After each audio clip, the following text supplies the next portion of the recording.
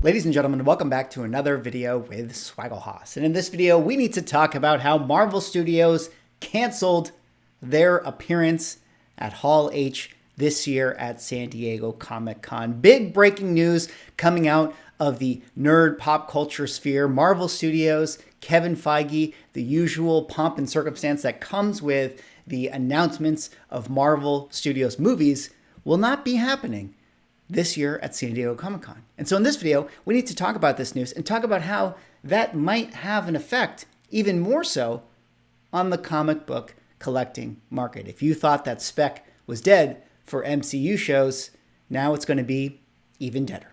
But before I get into it, if you guys could drop me a like, comment, subscribe if you're enjoying the content, help support the channel, do those things, I would appreciate it. But let's get into this video here today. Now, like I already mentioned in the intro, this was a story that I believe was broken by The Wrap, whose article I have pulled up right here. Of course, the title says, Marvel Studios to skip Comic-Con's Hall H this year, exclusive. The studio will have a presence on the convention floor, however. I'm just going to read a little bit of the article and then we can kind of break it down. After making a big splash at Comic-Con in 2022, Marvel Studios will skip Hall H this year. The Wrap has exclusively learned. Marvel will, however, have a presence on the convention floor, meaning they're going to give out, tchotchkes and comic books and things of that nature. We're just not going to get anything from the Marvel Studios movie. The studio, which has always given convention goers flashy first looks at upcoming movies and shows, currently has multiple productions on pause due to the ongoing writer's strike. The productions currently on pause include Blade, Thunderbolts, Daredevil, and Wonder Man. The writer's strike, along with potential strike by SAG-AFTRA, is making it tough for studios to show up at the annual convention without product and performers to promote the projects. If SAG-AFTRA is unable to reach a deal on the new labor contract and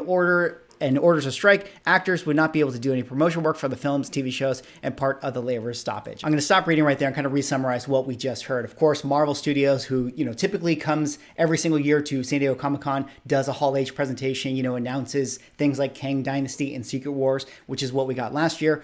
They will not be doing that this year because of all of the happenings going on, with productions like the writer's strike and the looming SAG strike, which at this time, nobody knows if that's actually going to happen. But of course, if it did happen, this would prevent Marvel from being able to do any sort of, big announcements. A lot of people had been speculating that the Fantastic Four cast was going to be announced at San Diego Comic-Con, assuming that they actually have those actors cast. Well, if SAG strikes, those actors would not be able to go out on stage. So I think Marvel just decided that it would be better off to push everything down the road. And frankly, this is probably something that they're happy about, not having to deal with the negative PR that is sort of surrounding Marvel Studios at the moment. They've kind of pushed out a lot of projects, even unrelated to that of the writer's strike, just to sort of reset and figure out where they want to take the universe. I mean, they have all the stuff going on with Jonathan Majors, so that's like a big talking point that I'm sure Kevin Feige didn't want to be asked those types of questions, at San Diego Comic-Con. So I think that this is overall a good thing for that studio. But Marvel isn't the only one that is getting pushed out. There are other studios that have decided to pull out at San Diego Comic-Con as well, and DC has not announced if they are going to be attending San Diego Comic-Con either. It's looking like more than likely James Gunn is not going to parade anything out at that convention. So it does feel interesting that a lot of the news and a lot of the hype that usually emerges from San Diego Comic-Con is something that we're not going to get this year. And so that kind of takes us to what we talk about here on the channel, which is this idea of how is the market going to react to the lack of announcements, or I guess how is the market not going to react to the lack of announcements? And there's some things that I just kind of want to show you guys here. If I pull up my comic book index, I can show you that in times prior, typically what we do see is that, there is a temporary lift after San Diego Comic-Con, or say the announcements that come in the summertime. Now, back in 2018, San Diego Comic-Con was around the June and July time period. And you can actually see from our index charts, there was a temporary lift in values throughout the course of the summer before seasonality kicked in, in September, October, November. Now, it's interesting to note that Marvel Studios did not do a panel in 2018, yet we still did see a lift due to summer hype, which is something I'm going to talk about a little bit later on in this video. In 2019, you also saw a similar lift where Marvel did have a panel where there was kind of actually a decent spike, especially for that of the Silver Age, and then we had a pullback, in the preceding months, basically September, October, November, which tends to be a low for the comic book market. 2020 was skipped, 2021 was skipped, and then 2022, we also saw a little bit of a lift right here after San Diego Comic-Con because of the fact that we had a lot of announcements like Secret Wars and Kang Dynasty and things of that nature, which definitely did create, a lot of FOMO temporarily in the comic book market. Now, here's the million-dollar question. What is actually going to happen to the comic book market at that time if we're not getting any announcements about, Marvel or DC? Well, I still think there's going to be people that are looking to spend some kind of money on some kind of hype. And I think that there's actually a huge opportunity for a lot of other comic book properties to pop off at that time. And the one that, comes to mind the most is specifically that of Robert Kirkman's Void Rivals, which of course, this has been a story that a lot of people have been talking about, in the comic book collecting market over the course of the last couple weeks. Now, in case you guys haven't heard or you don't know what's going on here, Void Rivals is basically a project by Robert Kirkman, who famously created The Walking Dead, where he is effectively creating a shared universe between Transformers and G.I. Joe, and I assume possibly other Hasbro properties that might relate to that. This was the issue that came out last week and really blew up in the comic book market. It came out to a lot of fanfare. There's 1 in 100 variants for this particular comic book that right now, as you can see, are going around the $250 level. So, a 1 in 100 selling for 2.5x is a really big deal coming out of the gate of its initial launch. You can see another one here, 250, another one here, 200. And people are really hyped up about, the possibility of a shared G.I. Joe Transformers universe. Now, if you guys happen to see Rise of the Beast, the Transformers movie that recently came out, you would also have known that there's a little, interesting Easter egg that happened in that movie that is also hinting at this shared universe. And this is where I think, a lot of these types of properties or a lot of these types of books might see a lot of hype coming out of San Diego Comic-Con, especially since there's not going to be any eyes on the Marvel properties. Now, it's not really clear if there's going to be more discussion about, this particular universe. But we do see a lot of these types of properties where,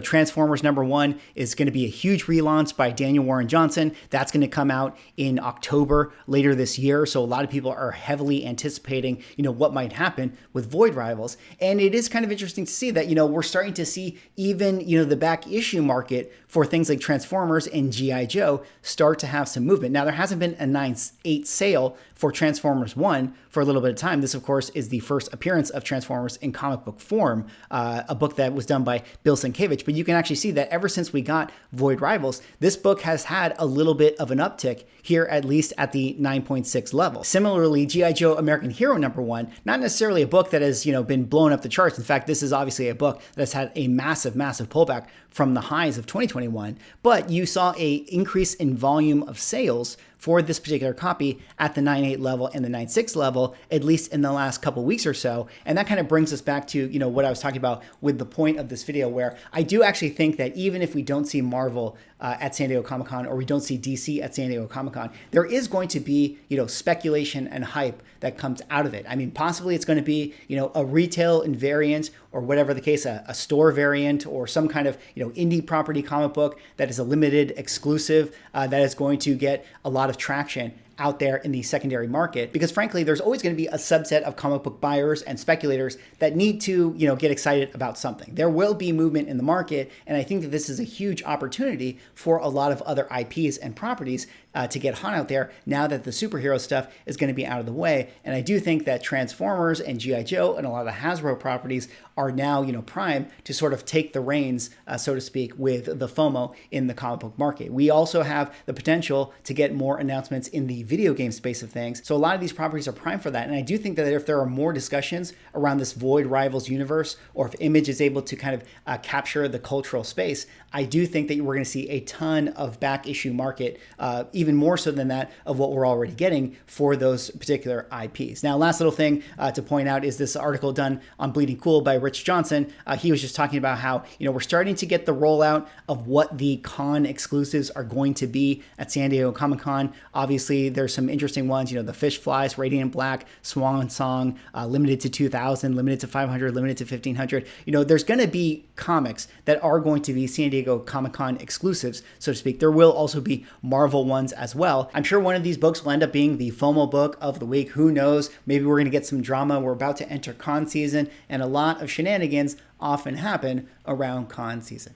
Anyways, that's all I got for this video. That was me just sort of recapping this recent news announcement about Marvel pulling out of Hall H. We are still set to get trailers for Loki and trailers for the Echo TV show, so maybe that will be interesting to see if anything happens in the comic book market. Although if you happen to see my video talking about Secret Invasion, I don't think that those trailers are going to make much of a splash. Anyways, that's all I got for this video. What do you guys think about this recent announcement? Are you guys disappointed? Are you guys excited about Void Rivals? Do you think that Transformers and G.I. Joe are going to pop off this summer? Let me know in the comments. Thanks so much for watching. See you all in the next video.